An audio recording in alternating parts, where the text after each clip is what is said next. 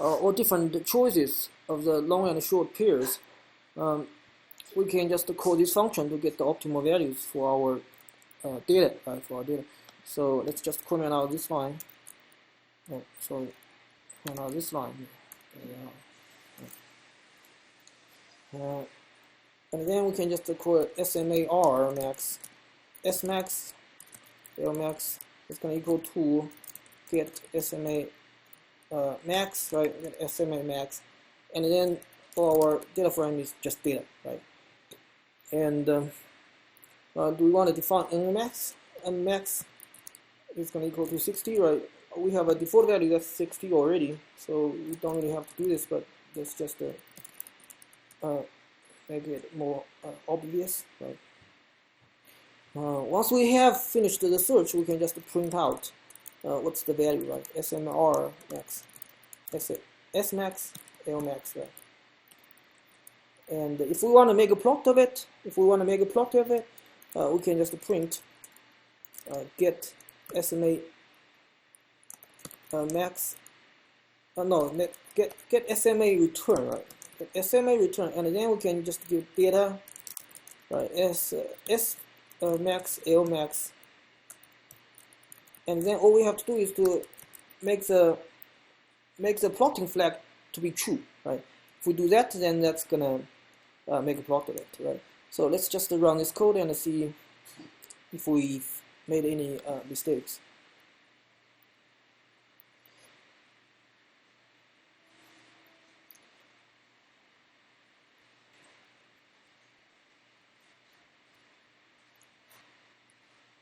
Okay, so my laptop is a little bit slow right now because it's running too many things at the same time.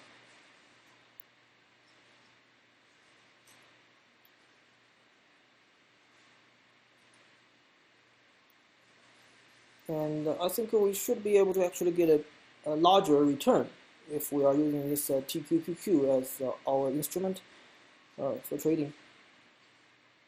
And the optimal value is not really 305. The optimal value is supposed to be a larger value, I think.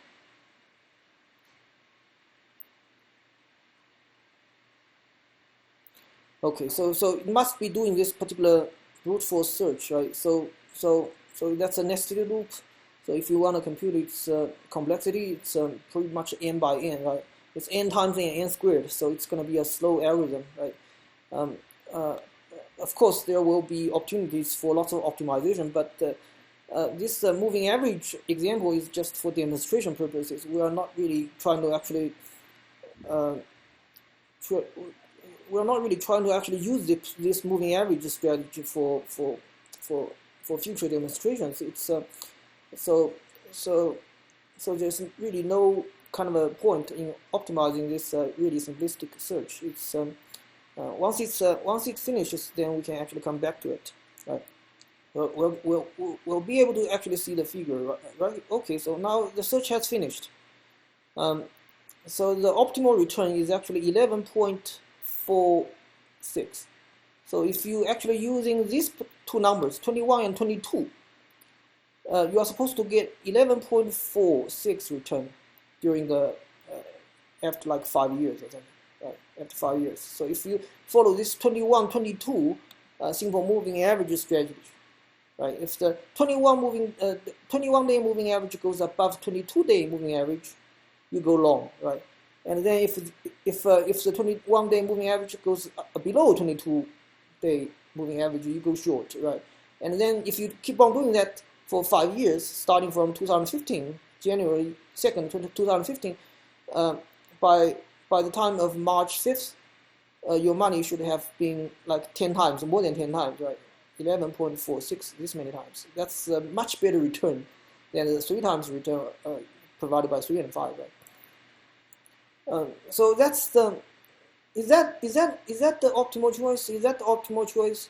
But how do you know? How do you know in advance to pick 21 and 22, right? 21 and 22, these two numbers were picked after you have done this kind of exhaustive search. Right? You have done this exhaustive search based upon historical data, right? How do you know? How do you know if the same two pair of numbers are going to work equally well for the next 5 years. How do you know that, right? So this data is by March 5th, 2021, right? So but if you keep on using 21 and 22 for like a very long time, for like 5 more years, are you sure that you are going to get 11.46 this kind of return after 5 years, right? No, you are not sure. Nobody can be sure about the future data. There's no way to actually predict what's going to be the future return, right? All you can say is that based upon the data from the past 5 years, 21 and 22 seems to give you the best choice, to give you the best return based upon this historical data, right? You don't really know if you apply the same strategy, you are going to be able to make money or lose money, right? It's possible you're going to lose money if you apply the same strategy, 21 and 22, for the future years, right?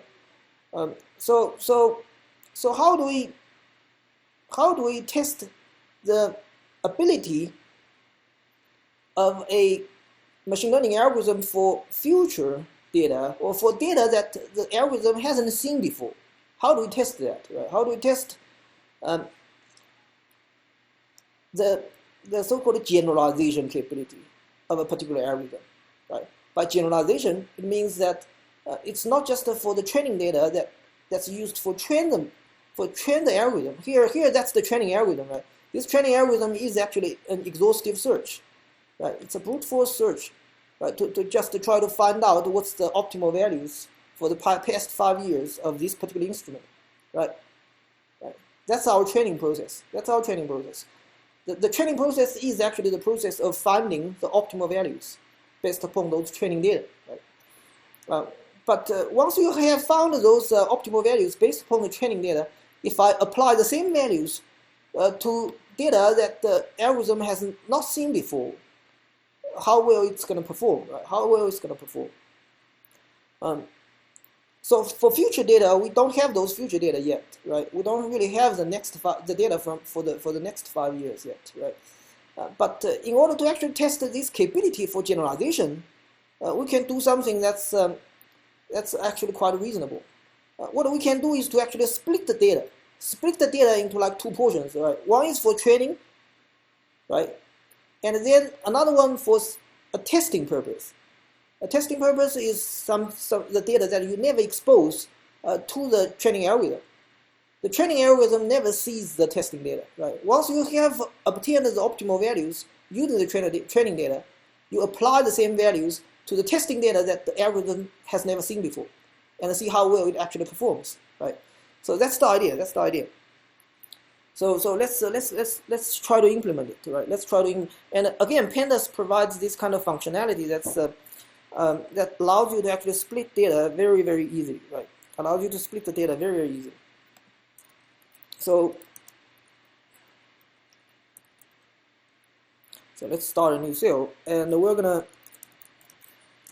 define a split date. The split date is gonna be 2018, and then it's gonna be December 31st, right? The last day of 2018. So if we are starting from 2015, then that's how many years of training data? That's 2015, 2016, 2017, and then 2018. That's 4 years of training data, right? So train is going to equal to data. We're going to select the data according to rows, right? To split. So if you neglect the starting index for your selection, then it's going to default to 0, right? And then we're going to make a copy of it. That's going to be a deep copy, right? And then test data is going to be data.log. Now it's split colon. If you neglect the last index, then it's going to default to the end of the entire table, right? Again, we make a deep copy. So this way we have split our entire data set into a training data set and a testing data set, right? And we're going to use our training data set for the search of the optimal parameters, and then apply the same optimal values to the testing data and see how it works, right? How it works. So what I'm going to do is to pretty much just copy this line of code over, but just to replace all the data let me just add a underscore trainlet. So instead of using the entire data set, I'm going to use train, right? And then train,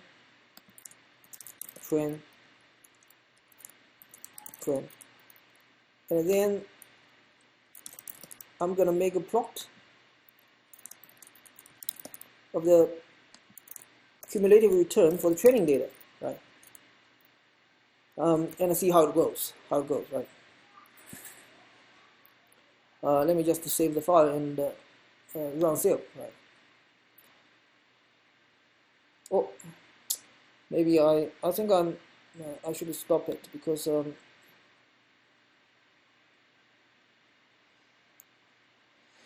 oh, I see. I should start from the beginning of the script, right? And it's gonna take some time. It's gonna take some time to run it, right? It's gonna take some time to run it. But let's just keep working on our script, right? We are not exactly done yet. So,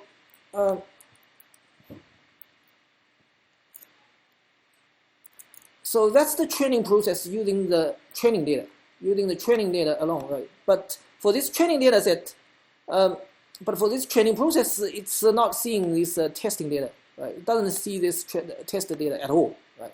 But once we got S max train, L max train, if we apply it to the testing data, how well it's going to perform, right? That's kind of very easy to find out. Let's just apply SMA return this function to the testing data, right? And then we're going to use SMA S max train as our first short-term parameter, and then long-term parameter is going to be L max train, right? That's the two parameters that we have learned from the training data, right? We're applying the same parameters to the testing data, and then let's make another plot, right? Right, and we can do a comparison. We can do a comparison, right?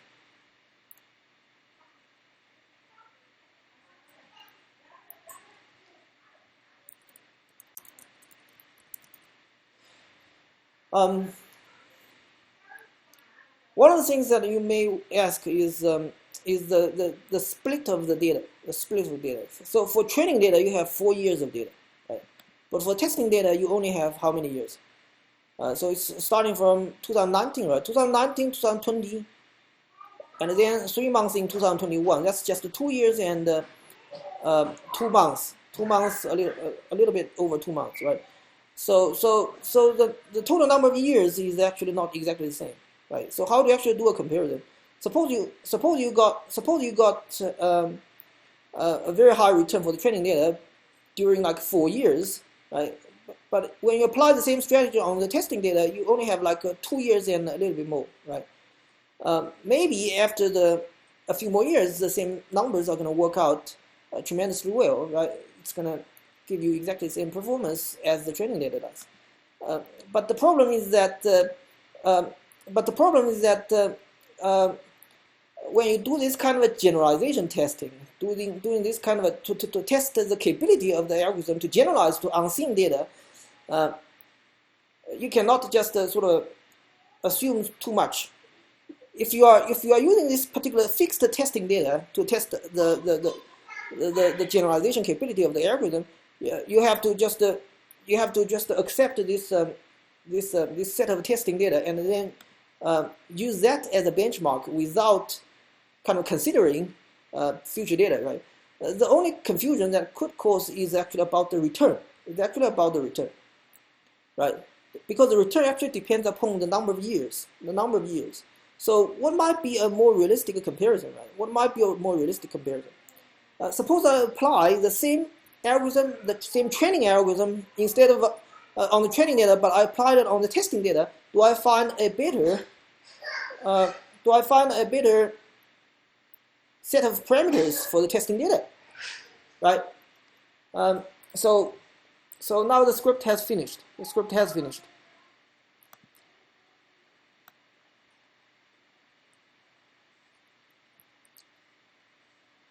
So if you apply the training data, if you apply the the search algorithm, the brute force search algorithm, the best parameter that you can find for the training data set, that's like like 5 years of data for TQU. The short-term average is actually 41 days. The long-term average is actually 44 days.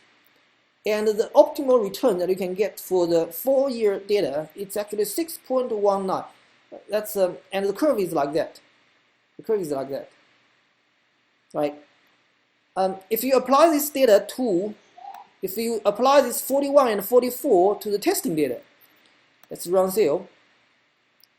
The return that you can get is 1.37, and that's the curve of your cumulative return. If you apply 41 and 44, if you apply 41 and 44 to the test data, right? It looks like it's the return is not as high as you have imagined, right? But again, this is 4 years of data, right? You get a 6.19 something, right? But this is like only 2 years of data, so you get 1.3 something. So if you have the testing data that's also 4 years, maybe you can get like a 6 point something, right? But that's not true. That's not exactly true, right? That's not exactly true. How do I prove that? What you can do is to do another search, do another brute force search, just using the test data to show that there's a better set of parameters. These two numbers, these S and L values, that allows you to actually get a better performance for the training data. There's a better strategy for the training data. There's a better strategy for the training data, for the testing data. Sorry, for testing data. So all you have to do is to copy this line of code over, right?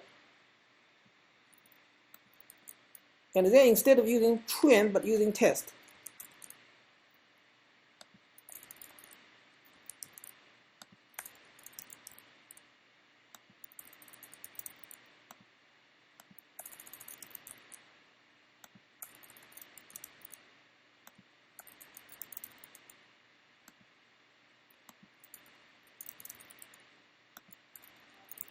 And then we make the plot using the test data, right?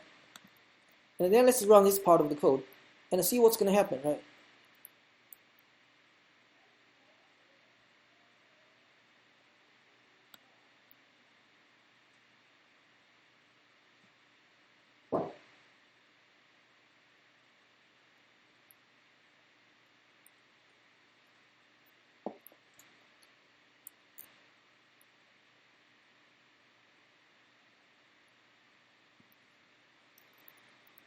Again, it's doing this very slow search, so it's going to take a while. But the purpose of this doing this particular experiment is to show you that the importance of separating the data into the training data set and also the testing data set, right? And the purpose of doing that is to test the capability for generalizing your algorithm to unseen data, right? This is particularly true. This is particularly important when you are actually doing this kind of a trading practice, right? One of the things that professional traders actually do is to adjust their numbers constantly. It's not exactly using the same numbers for like 5 years or something. They adjust those numbers pretty much every week or every month based upon their based upon their experiences in the previous week or month, right? And then they adjust those numbers maybe slightly, right, to improve their performance. So now the brute force search for the testing data has finished. The best parameter it found was 10 and 16, right? So the short-term moving average is a 10-day moving average. The long-term moving average is a 16-day moving average. The best return you can get for the past 2 years of testing data is about 8 times, right?